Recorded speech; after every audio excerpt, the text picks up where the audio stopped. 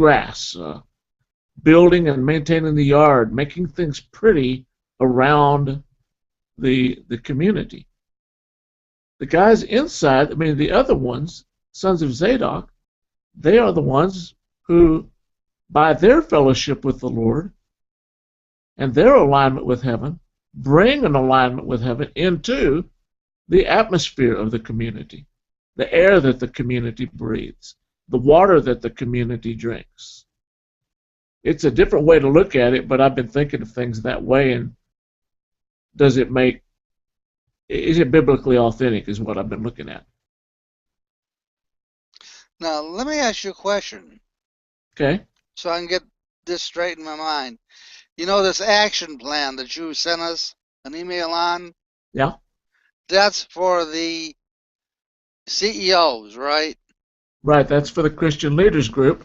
Right. Now, what about the group that you meet on Tuesday?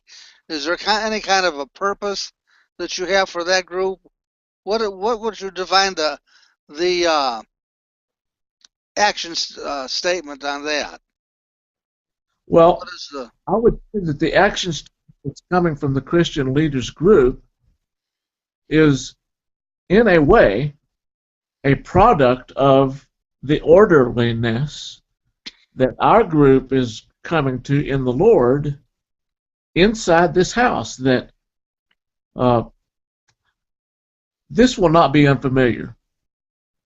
The scriptures say that the word of the Lord will come down from Zion. Right?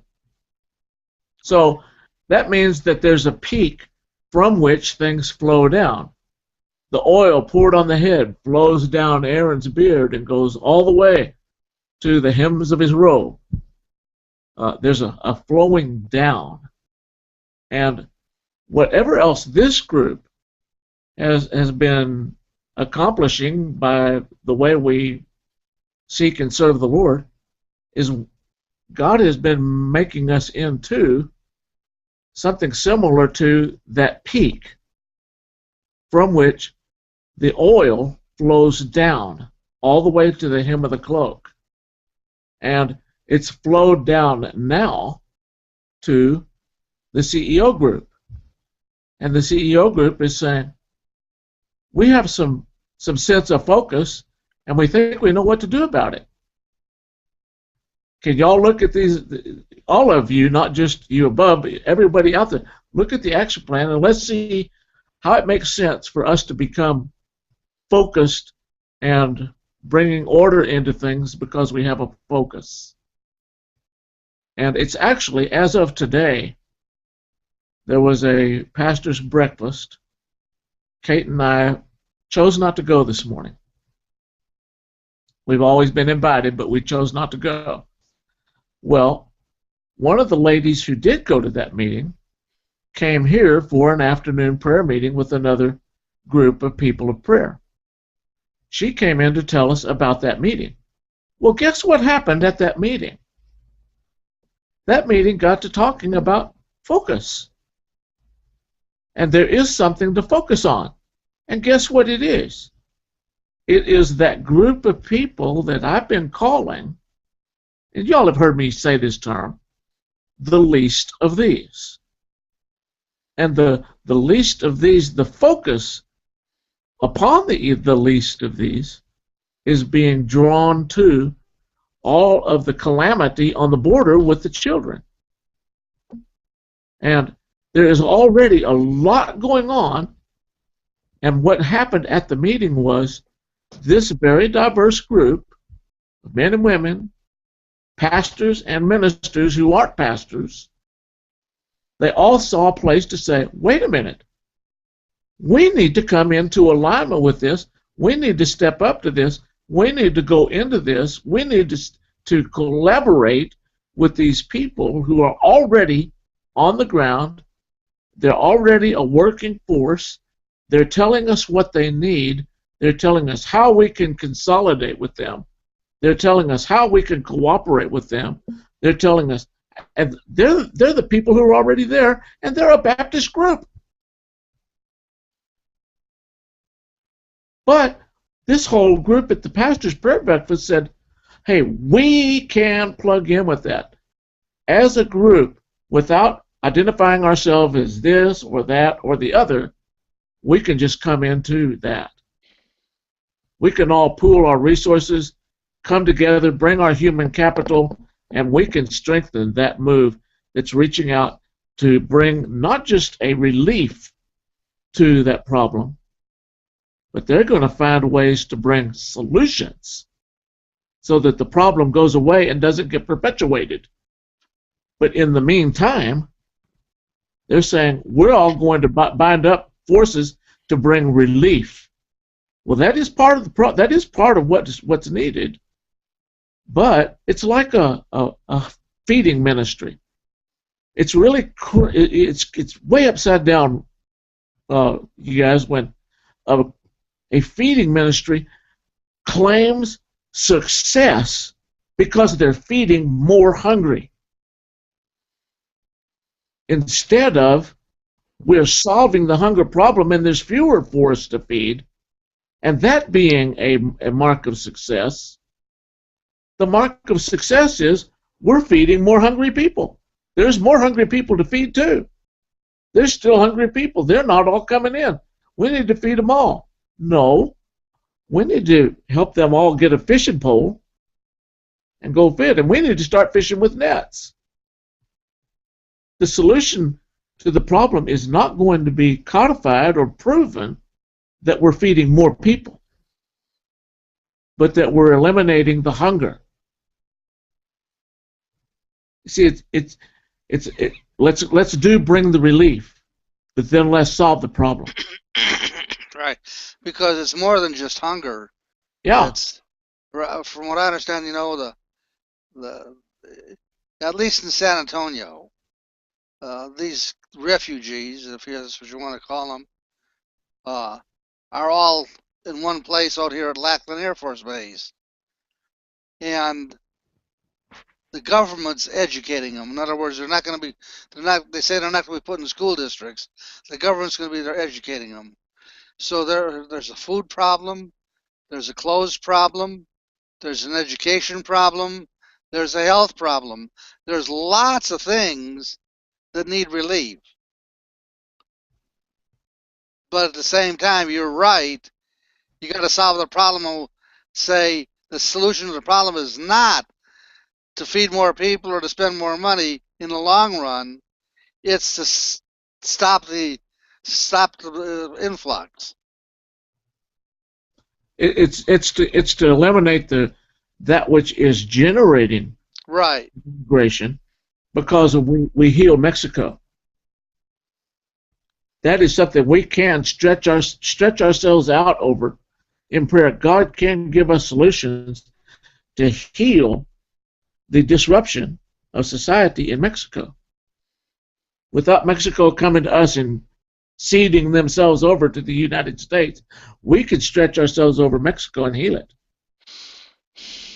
And that is a real truth. That is as true as we can muster enough money and human capital and assets to feed and house and educate. We can also stretch ourselves out over the disturbance to the peace of Mexico. It is an insulting disruption. But if we don't see it as that, then all we'll ever do is bring relief. And that's not a solution. Right. But I didn't bring up hunger because I was talking about Mexico. I brought up hunger because that's just one of the issues all around us every day. Oh, the issue, the best relief is to get the people out of the campground settings, the refugee centers, and get them adopted into homes. That's where the real solution are to bring real, true relief to the mass of refugees. And that's where the church can step up, and I really think that's where the church will step up, and I certainly believe it's where the church should step up.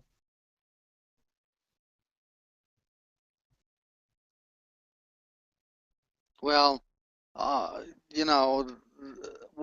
the whole case is a horrible innuendo on society in Latin America. Right now, it's not so much Mexico. It's not so many Mexicans coming across as it is from 3 other countries in South America, in Central America, right now. Most of these people coming across are from Central America, and they're leaving their. But the refugee problem is mostly Mexico, though, isn't it? No, not right now. It has been, but that sort of ceased. Then, because of the bad job market here in the United States, the people coming across the border from Mexico has really slowed down.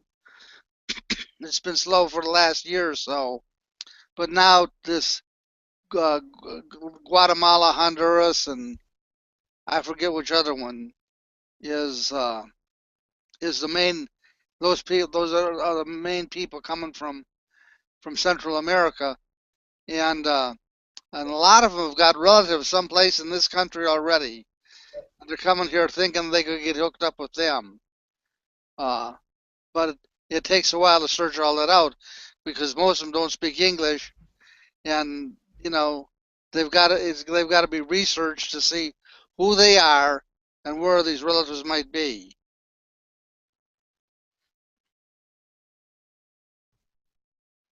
Well, still though, what I think I'm speaking to that happened at the pastor's prayer breakfast this morning is that a real miracle happened this morning.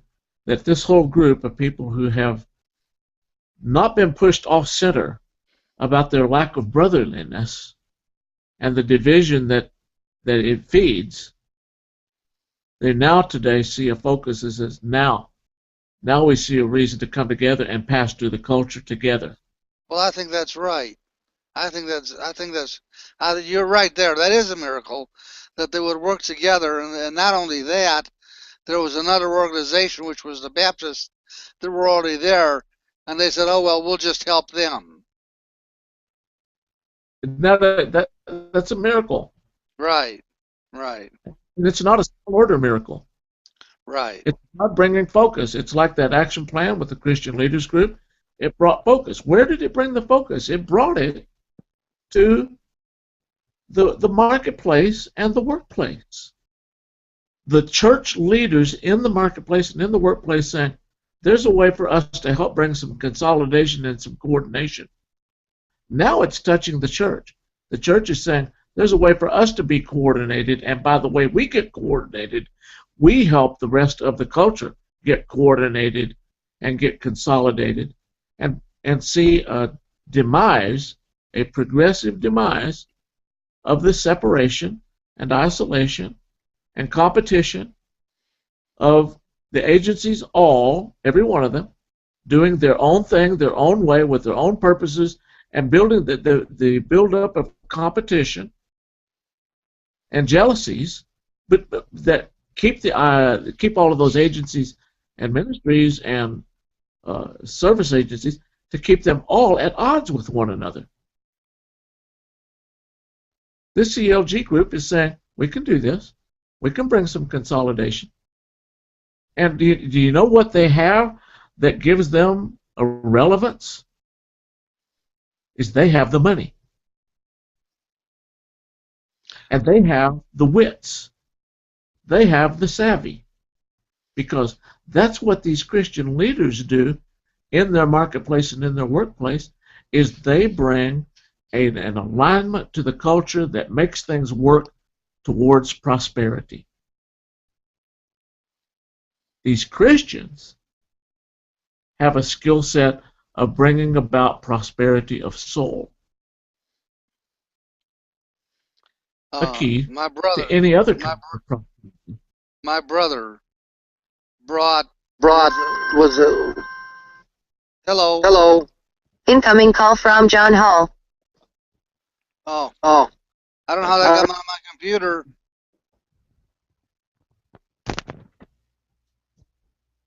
Oh, that must have been him. That must be you, huh, Bill?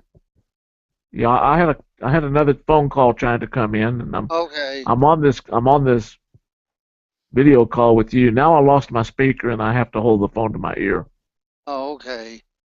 And how my brother headed up an organization, well, really developed it and headed it up in Birmingham, Alabama, where they had 9 different denominations pooling their resources into one central facility for helping the needy and the poor. And they helped them not only, and they were equipped to the point, not only with just food, but with clothing, appliances, finding jobs, education, and salvation. The whole shooting match. You there? I'm here. Okay. And You just can't see me because I had the phone to my ear. okay. And it's worked well for a long time. He's not there anymore, but that's been functioning in Birmingham. The church has been functioning together for the community's sake for at least at least I'd say now 10 years. Wow. And that's a big deal. I always thought that was an enormous work of God that they could get them all to cooperate.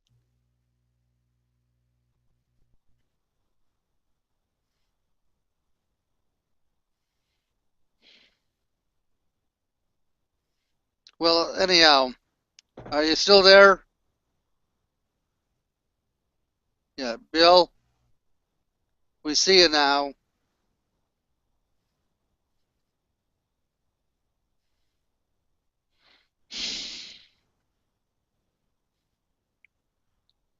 Yellow. His microphone's muted.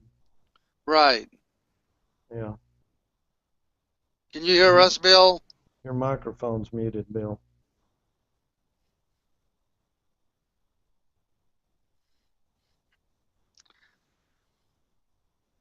I still don't have a clear picture of the purpose of the Tuesday morning meeting. What is their purpose? Well, I think what his intention was is they would act as a group of elders for the community.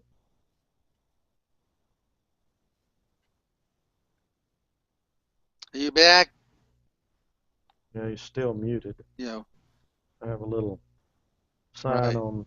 on him that shows. Do you have a little sign on his Yeah. box that shows he's muted? Right. Yeah. Your microphone's muted, Bill. We can't hear you.